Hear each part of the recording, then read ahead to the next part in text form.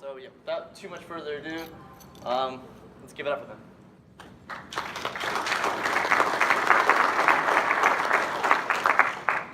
Is this audible?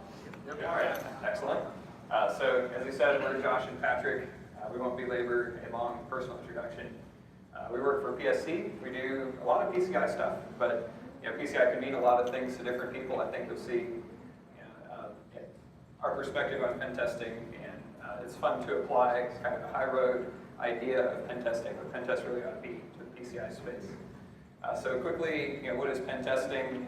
After you've been doing it for a couple decades, you start to feel like pen testing is where you hack stuff. That's kind of the intuitive model. The industry wants it to be something more formalized and repeatable, and so we have methodologies that say pen testing is this series of stages or something like that. But unfortunately, sometimes industry wants to take that and distill it into something that's maybe more profitable. So this talk is really not about this kind of pen testing. It's not about do a scan on a few IPs and then give a report and say you look good this year. That's not really a pen test. In real life, or at least conceptually, what a pen test should always have is some sort of objective. There's something that we're trying to achieve.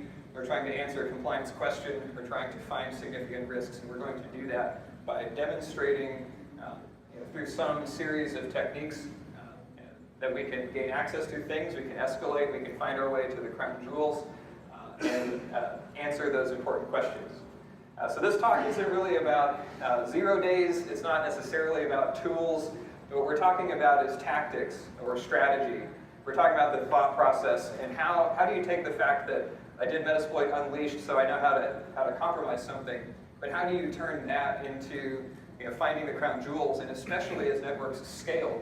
Most of the hacking classes that we take have little tiny test networks where everything's pretty easy to find.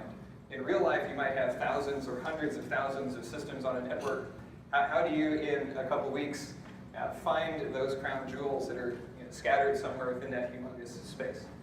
So I went through a number of scenarios illustrating some specific examples, but hopefully trying to focus on the thought process, the technique, and general solutions to finding your way through a network and find those crown jewels.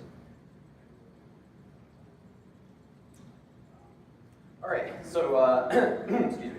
As a pen tester, when we first start our engagements, one of the first things we want to hone in on or start thinking about as we kick it off is what's going to be our low-hanging fruit, or what's going to be our initial access point.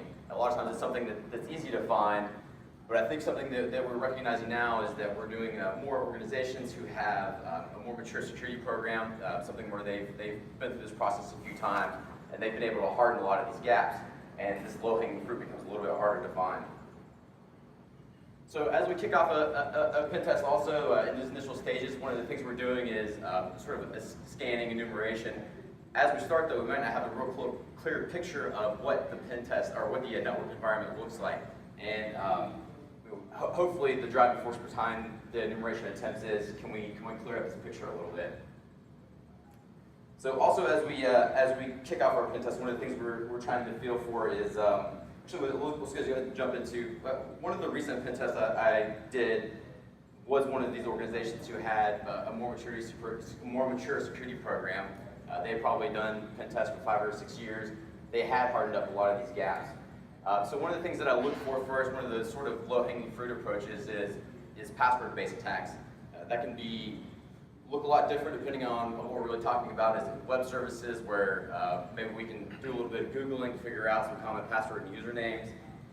In an Active Directory environment though, one of the things we're going to hone in on is, can we get a user list? Maybe if we can generate it because we know naming convention, or we can enumerate it from somewhere.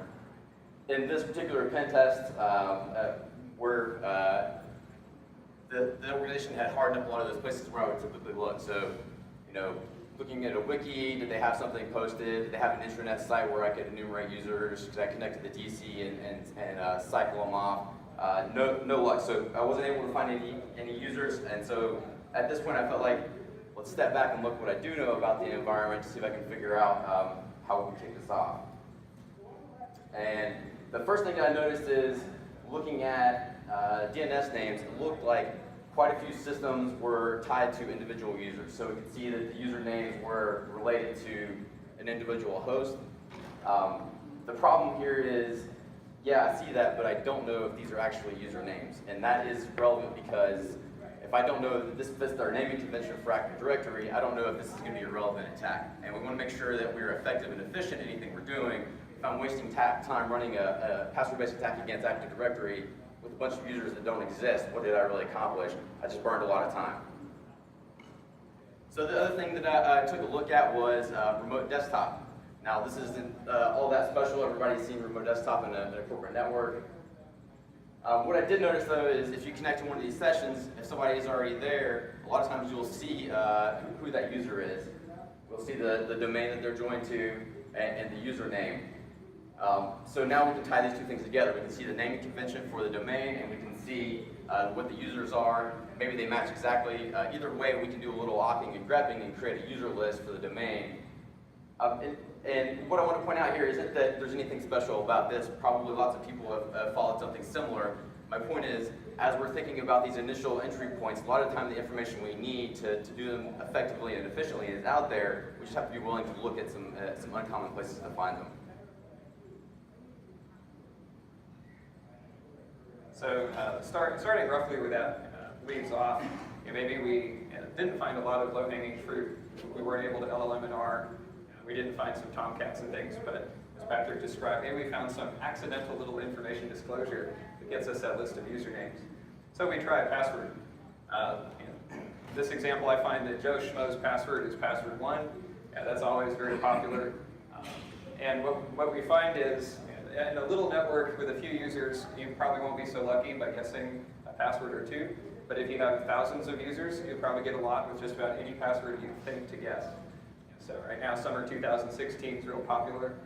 Probably any network of a few thousand users or more is going to have tens of those, very likely, even if they were told not to do it before. And so once we get this account, we start thinking, well, what does this account get me? I'm really, really hoping that Joe Schmo is going to be a domain admin, but unfortunately he's not. We find that he's just a member of domain users. And so we let out this little sigh, oh no, I just got this completely useless account. But if we step back for a second, think, I don't have anything else. I don't have any good low-hanging fruit. And this is my first account. Do I want to keep going after passwords?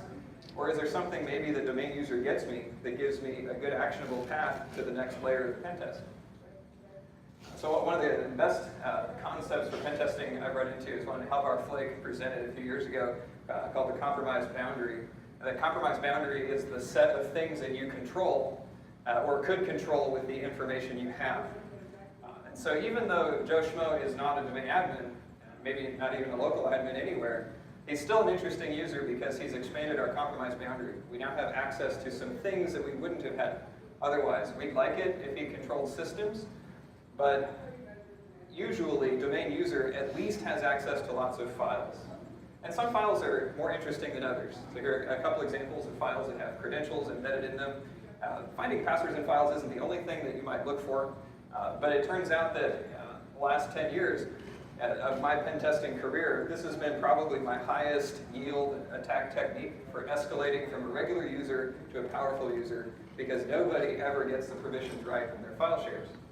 The other fun thing about this is you can have a perfect security program, but because file shares are so hard to control, this vulnerability will live forever. All it depends on is somebody creating a new share and putting a file somewhere and not realizing the default permissions are defined in TFS as everyone read. So on a little network, it's pretty easy to case the file shares. You get 30 users, you might have a few servers, you might have thousands of files to go through, and you can go through that in an afternoon. It doesn't take too much time. But as the network scales, we get to bigger environments. You go to 30,000 users, you're not talking about thousands of files, you're talking about thousands of shares, each of which might have thousands of files. Used to be, when I first started realizing the value of information that people throw into file shares, I just used manual techniques. Go map the directory, look through it with normal clicking around, but it'll probably drive you nuts if you try to do that in a big environment because it's very manual.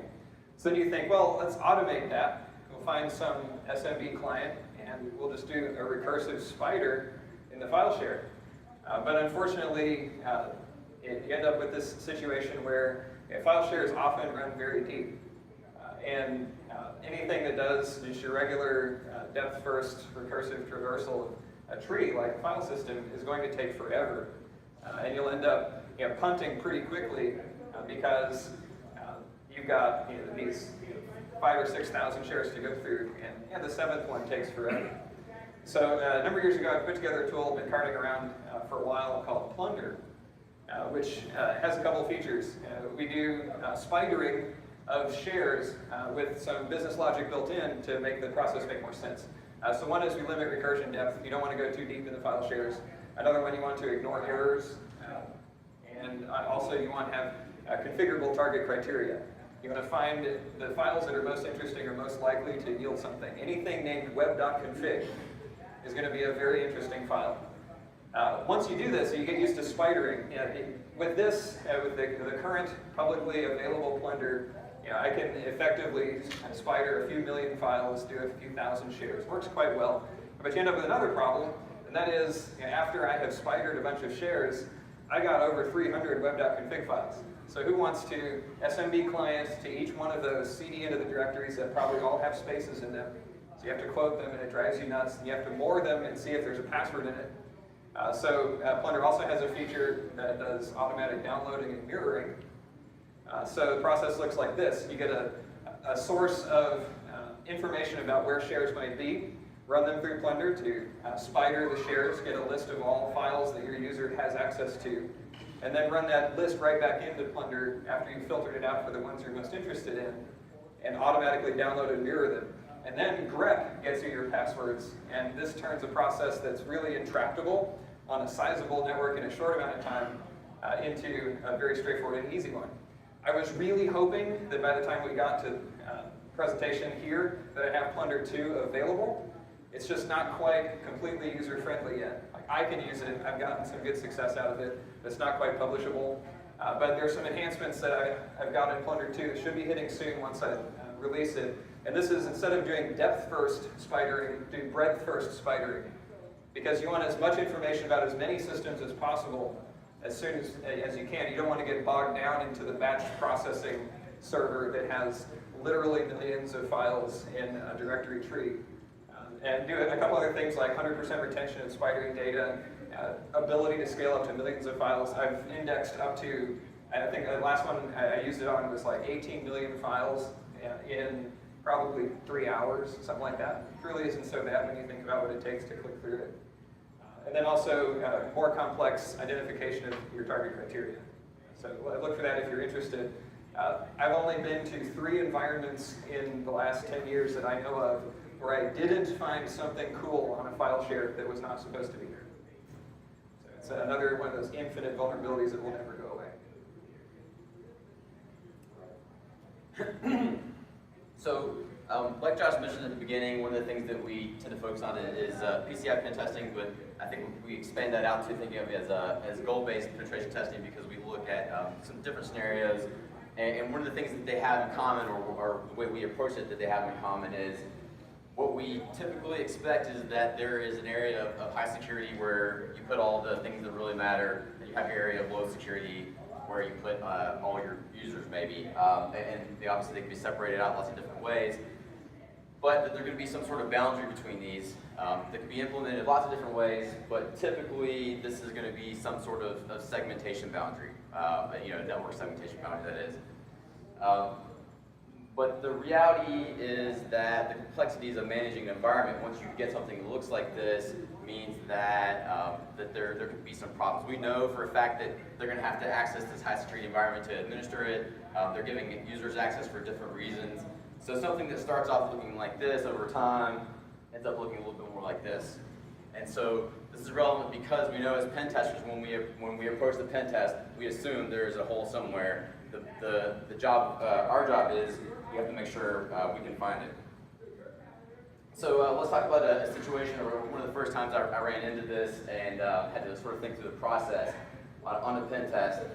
I think the scenario probably mimics what would be common in a lot of situations. Did the initial scanning enumeration, found a web application that was pro secure, was able to get a shell, find a local administrator account that was common in a group. Use that to find some DA creds. Great, but that's pretty meaningless unless I went after those DA creds for a very specific reason. I want to use them to do something. So I just have DA creds that doesn't really do anything for me. I want to make sure I turn them into something. So the question becomes, how do I use DA creds to give me access to this high security environment? So I think we go back to the initial assumption that is there's holes in this network. We just have to ask the right question to help us to detect them.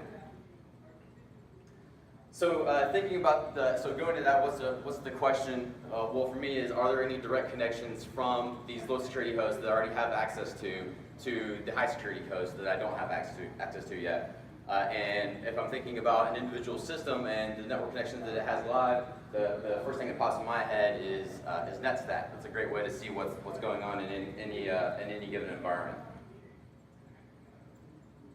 So in this situation, there's probably lots of ways that you could go about collecting a bunch of NetStats, right? You could use PowerShell. Maybe you have an interpreter open on a lot of different hosts. I'm sure you guys probably could think of some creative ways to go about this. In this particular situation, I just used WinExe and a batch loop to grab all the data. So now I have NetStat data from a whole lot of systems. What's the first thing I want to do? Maybe just run grep. So if I know what my high security networks look like, I can just check to see, are any of these IPs present? Now, unfortunately, in this situation, in the first time I ran through this in a pen test, this didn't pan out. I didn't find any of these direct connections. I've found since then that this is actually fairly common, that this will get you something. This will help you find one of those places. So I had to kind of take this to the next level, which was, what do I do now that I know there are no direct connections, or at least none that I was able to find? And the answer for me was, I referenced to Josh a little bit. We sort of talked through with some ways we could do something else with this data. Let's visualize it to come up with finding some patterns that may be a little less obvious in the network. Maybe it would tell me something that I didn't already know about what's going on. Josh actually came up with a little script that will parse through the NetStat data and turn it into a graphics dot file. With that dot file in hand, we can create a picture of network connections given a specific port. So why is this relevant, or how does this help us? There's lots of ways, there's lots of patterns that you might look for that are relevant. We see lots of connections coming in and out of an individual host. Maybe that means it's something significant like a file server or a database, depending on the port. But I think the most interesting thing, or the thing that matters the most in this situation, is those hosts that the IT team or the network team either can't tell you about because they don't know, or they don't want to tell you about. So what you might do is apply this, look to see, is there a host here that I didn't already know about based on previous enumeration? Can I look for something unique or individual here? And in this pen test, the situation was, there was an old Bastion host that a handful or a small group of users was connecting to over RDP that was connecting to a production VLAN that everyone conveniently forgot about. So once I was able to find that, I already have credit for the environment, and now I've got the access I'm looking for. Yeah, it's worth pointing out, just like Patrick's saying, a lot of times it's not malice, it's that IT is so complex, and networks grow the way they do kind of naturally. They create complexity. And so sometimes looking empirically at how systems are actually talking, you find legacy things no one knew was there. You find systems that are talking directly to databases in places they shouldn't. I didn't know that guy had that spreadsheet with built-in credentials for Oracle. It's really, really interesting when you start data mining this type of information. So next scenario is a little bit different. Instead of being a PCI scenario where we're trying to get into a cardholder data environment, get all the credit card numbers, I was working with a company that's concerned about product leaks. Specifically, they had had some situations where someone had leaked information on products, and it was a very interesting scenario. And actually, it was fun talking through what the actual damage of a product leak is, because it affects things like the timing of product releases. It might affect your old product if people know the new one is coming out. All kinds of really interesting things. So the objective in this case was to find the marketing assets for unreleased products. They were interested to know how hard is it for somebody to find this information about new products if they started poking around in the network. So I don't know about you, but for myself, I tend to overly romanticize what I do. And so I like to think of network as some sort of medieval kingdom. And I figured if I could get the keys to the kingdom in this network, then I could probably find myself haplessly in any random burg and find out what people are doing there, and eventually find the folks who create this content and successfully obtain and then potentially exfiltrate this new product marketing information. The problem was I made it there, I became the king, I had domain admin, and yet I still couldn't find anything. And I'm getting to the end of the pen testing period and thinking, this is kind of a soft environment. I escalated very easily, but man, finding that information is kind of hard. I don't really know what I'm looking for. And so I'm kind of casting about, trying every random little thing I can think of. Heart rate's going up, I'm living in bullet time. And I start going back over all the notes, all the things I had collected as I was doing my scanning and escalation. And one of the quirky things I had enumerated at one point, I had taken a snapshot of all the running services on a whole bunch of machines and everything in the domain. And I think at the time I was casing them for defensive suites, trying to figure out, what AV are they running or something like that. And it had been essentially uninteresting. But I started looking at the data and I thought, I bet people who create marketing content, maybe they're making 3D models for stuff, they're doing graphics, they're doing stuff, maybe they have interesting software that other people don't have. And since I have this information, I thought I'd start poking into it, do a little bit of data mining. And so what I ended up doing was generating a little visualization showing how commonly each of the services that I had found in those files occurs. So it's really uninteresting. If you look down at the lower left tail here, there are a lot of services that run on every computer. LSAS is running on every computer, for example, the browser service, workstation service, etc. So obviously that's not going to help me discriminate specific and interesting targets. On the other end of the spectrum, on the top right, I'm getting it backwards. It's the top right that is running on all the machines. If we look at the left, we have some services that run on only a single box, and that's just going to be the guy that has the Radeon instead of the NVIDIA, or it's too discriminating.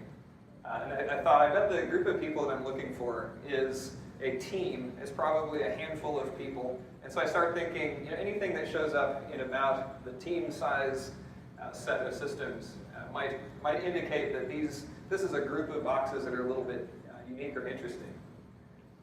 So as I go through, I looked at everything that has, I think, between 10 and 20 instances across the domain. And I found the Solidworks Licensing service. Anybody know what Solidworks is? And if you're a 3D printer, or if you ever worked for an engineering shop or something, you probably know what it is. Solidworks is a 3D CAD solution. It's a very nice one. It's very expensive. I wish I could have a copy, but it's quite expensive. And I thought, well, there you go. People that are running CAD packages, they're probably making product data. Maybe they're doing 3D models for the new things or whatever. So I have this list of 12 boxes that are all CAD people. And of course, these people turn out to be the CAD designers. And the CAD designers do something tricky that I had not really thought of. And that was I plundered the tar out of all the file shares and never found their stuff because they store it on their local desktop, so they don't use the shares. I usually exclude $C shares because usually they're not all that interesting when I'm spidering. But once I had those, that's the new product information, and I have my success criteria. What was fun about this, and part of it was the joy of just problem solving during a pen test and figuring this thing out. But really, it has become a general strategy that I use in a lot of situations. Fundamentally, there are many cases where you don't know what the next step is in the pen test. So how do you start generating some potential that you'll find that next layer? So there are a lot of situations where if I can identify some data, some information, if I could have that information about the whole environment, maybe that would lead me somewhere, or just help me figure out which groups are interesting. Then if there's some way I can collect that, usually involves building a little ad hoc scanner or something. Coding skills are a plus. And then once I get that data, find some way to visualize or mine the data and figure out how can I winnow this down. If I've got 40,000 users worth of information, just looking at it in less is going to take forever. And then of course, once you find the interesting thing, profit. So you just start thinking of crazy things like, what if I had a list of the network configuration of every adapter on all systems in the domain? You find people that have a secondary interface that's on a special VLAN. You find people that have virtual interfaces, they're connecting to VPNs or something. Those people become suddenly very interesting. So if I can just get that data, this may help me discriminate useful targets. If I get a process listing from every system, what can a process listing do for me? Well, finding interesting software, especially once I know how they're connecting to interesting target areas in the network. Looking at specific file or directories, files or directories, at whether they exist or not. Like if you see this, someone probably has Cisco AnyConnect installed. So out of the 30,000 users, the 129 of them that have Cisco AnyConnect, they're more likely to be connecting to my target zone. So this is a generally applicable strategy to find a mass of data, mine it, and use that to lead you to the next interesting thing. So this one we don't trade. Scenario 5 is a little bit different. Title of this one, there will never be a CVE for this because there are some things that as a pen tester, as Patrick said earlier, as the environment gets more mature in their security practices and they have better defensive tools and less low-hanging fruit, they incorporate security early on as they don't build stuff that's bad. You can't really rely on having useful exploits, existing exploit code out there. But there are a lot of things that work as an attacker that you could never actually make a CVE for because there's never going to be a patch. And no one's ever going to admit responsibility. So in this situation, imagine a scenario where someone has their PCI card holder data environment. And in order to access it, they use Secure ID or Duo or one of these other multi-factor solutions. And that makes it very difficult. I have the whole domain, I have domain admin, I have all the passwords, but I don't have these tokens or the mobile devices or whatever they're using to do that second factor. And so I'm actually somewhat effectively stopped. There was a time when I would kind of just go, they have MFA, I guess you win. But it turns out MFA can be attacked. There are a lot of interesting bypasses. I did present a few of these a couple years ago at DerbyCon. I'm not going to talk about a bypass in this sense. It's not going to be exactly the same kind of thing.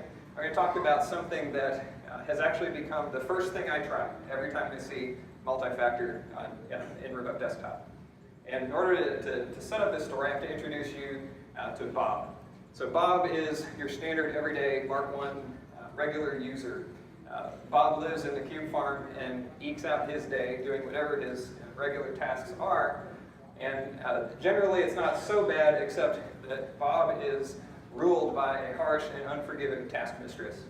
And that is his Outlook calendar. Now, his Outlook calendar never actually looks like this. It's filled up with all kinds of inane meetings that take up inordinate amounts of time. But it's not all bad because he gets to go eat every once in a while. And then you got these moments on the social calendar where you got to get out and talk to the coworkers, find out what's going on, get the scuttlebutt. And then, of course, there's the biological imperative to occasionally hit the restroom. I was having trouble when I made it, making a smaller slice and still fitting the font in there, so Bob takes a half hour for the bathroom. But what it comes down to is that, from Bob's perspective, if it wasn't for all of these intrusions on his calendar, he could really get some work done. And the fact is, most of the time in the workday, his computer looks like this. And this we usually would think of as a security feature, but actually what's behind this screen is a currently logged in multi-factor authenticated remote desktop session in the CDE. If I could only peel this back and get to that session, I could just start clicking on it myself. So I start thinking to myself, I'm going to wait until Bob connects the CDE, and then I'm going to wait for him to lock his screen. I can use Mimikatz to get his password or crack it from the domain or whatever I want to do. I'm going to RDP into his workstation and then use his remote desktop session into the CDE. Find some persistence vector, set up some ICMP shell, or I'll find that I can talk out to something, or maybe out to the public internet, whatever it takes. And once I have that, I never have to beat multi-factor again, and I have continuous access into the target zone. So this is something that you can kind of do pretty easily with a lot of existing tools on a small network. You got a relatively small number of employees. A few of them are going to be connecting to this highly secured zone. I could probably park Mimikatz or something, interpreter or something on their boxes and watch for those scenarios. But it gets a lot harder when you scale the network up. You might have hundreds of people who are connecting to this zone, or in some places, think of like call centers and stuff, you could have thousands of people.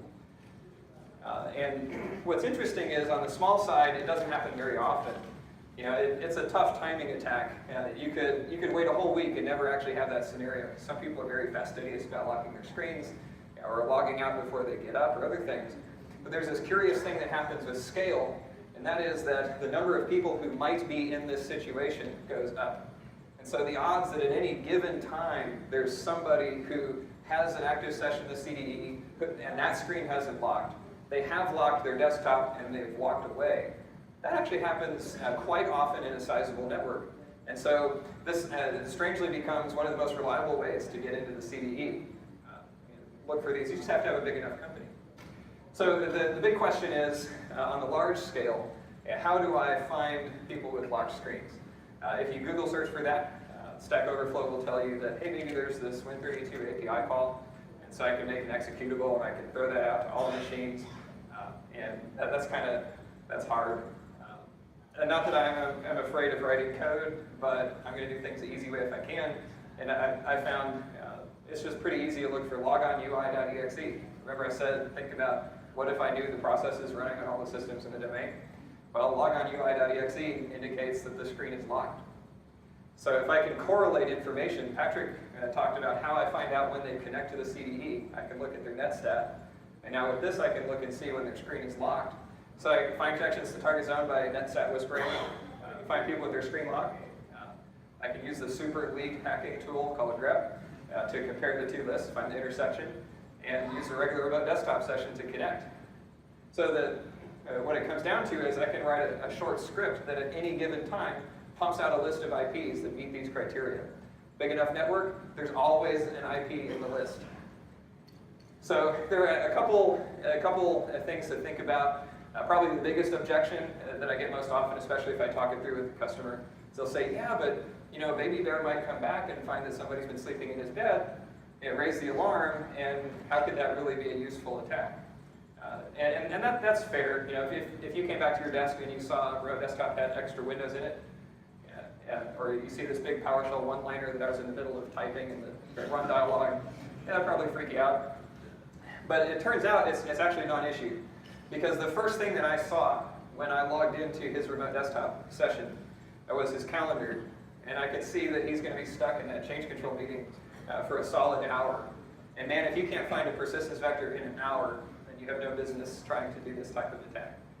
So really, this turns out to be so dumb, I can't believe it actually works. But because most environments are not just 5 people using their computers, it's usually going to be hundreds or thousands or tens of thousands of people. It means that we can play the numbers and we'll always find these types of situations if I could just figure out a way to detect them. Right. So this last situation really kind of focuses in on looking for the target data. So you might have a full compromise and have lots of great shells, but unless you looked and found the data that really matters to the customer, what do you really accomplish? So in this engagement, I had effective full compromise of the corporate, and this was a PCI pen test, so the cardholder data networks. I had domain admin everywhere, I had shells everywhere, but I had become frustrated because I hadn't actually found any large caches of the data I was hunting for. I looked at databases, and I didn't feel good about what the results of the pen test were at that point. So like I said, I had in the process of creating or of going through the exploitation, I had opened up quite a few interpreter shells, and I thought, well, maybe there's some data that would point me in the right direction I just haven't thought about yet. So I started thinking about, okay, who are the users who actually access this data? Because I know somebody's using the data, I know somebody's accessing it. Who are they? What groups might they be in? Is there some way I can distinguish one from the other? So I started looking at one of the first things I grabbed was a list of users and their group memberships. I like to use the GNU for Linux tool just because I like the handy tool. It's pretty easy to grab through. So look for who's a member of what groups, and then kind of extending on Josh's idea, looking for the processes that they might have. So at this point, it's just kind of a manual, right? I look at the user, and maybe look at the groups, and I'm kind of picking at random, or looking for groups that might be interesting. But this was an exceptionally large network, so I wasn't having a lot of success. But just kind of picking these things together and trying to correlate, something useful out of it. So, any good pen tester, I decided to write some code. And the idea was to start by creating nested JSON objects that let me see what the users were members of which groups, and then being able to connect that to the processes they were running based on what I could see from the net or from the task book output. Excuse me. Unfortunately, this tool isn't ready for public consumption yet. My goal is to have it ready by the end of August. But I'll set the publish date, and so just follow me on Twitter or something, shameless plug. So the idea here was I wanted to find a way to automate this process a little bit and actually find some useful data. And so what I did is I applied a clustering algorithm to those nested JSON objects to see were there distinct groups, something that tied them together by process, by user group, something that helped me identify who were the actual unique groups, not just by Active Directory membership. And so what I was able to do by applying these clustering algorithms was turn something that was a little more vague into something that was very specific. So I was able to break down users, what they were doing, what kind of tasks they were running. And the thing that was maybe kind of elusive about it initially was some of these processes are kind of generic. Everybody in the organization, except for customer service, is running Chrome. I see that there's one group of people who also have Chrome and Internet Explorer open. So maybe this is what they're using to access an application in their high security network or the CDE, the cardholder data network. And based on the recommendation of one of my coworkers, I grabbed CC Search, which will pull down, will help me look for credit card data and run it against the temporary internet files of Internet Explorer, and boom, every single one of these users has quite a bit of information that's relevant to my pen test. And now I feel like I've done something successful. It turns out I probably didn't even need to access their high security network because all the data is sitting right there in their low security network in the first place. So now I don't have to ask the question of what's the actual profitable path for this pen test. So I think what Josh and I, when we first started talking about what we were going to do with this talk or the presentation was try to apply something tactically, our tactical mindset when we approach these security problems that are keeping us from getting the data we want, and actually attaching them to some practical process for bypassing these security flaws that we hope that you can actually walk away with something useful from. I'll also add, in conclusion, some of this, if you think about it, I think Verizon just published another update to the data breach, but I know the last one I had read from them said that your typical intruder resides in your network for something like 8 months, I think the average. If anybody knows a better, more precise figure, let me know. But as a pen tester, I don't have the luxury to just start combing through the environment one little bit at a time. And so sometimes when we're trying to do a good job at pen testing for a customer, we're trying to make a safe, marketable, professional process and help us understand the other process that it takes 8 months and would cost too much if we could do that. And so sometimes we have to come up with a solution, a technique for finding that information much faster. So a lot of this is about efficiency, but also sometimes a lot of it is about building up an empirical model of the environment so that we can see things that IT doesn't see because they thought they built it right. So anyway, with that, I think we have a little bit of time for questions. Feel free. All right, so everyone give it up for them.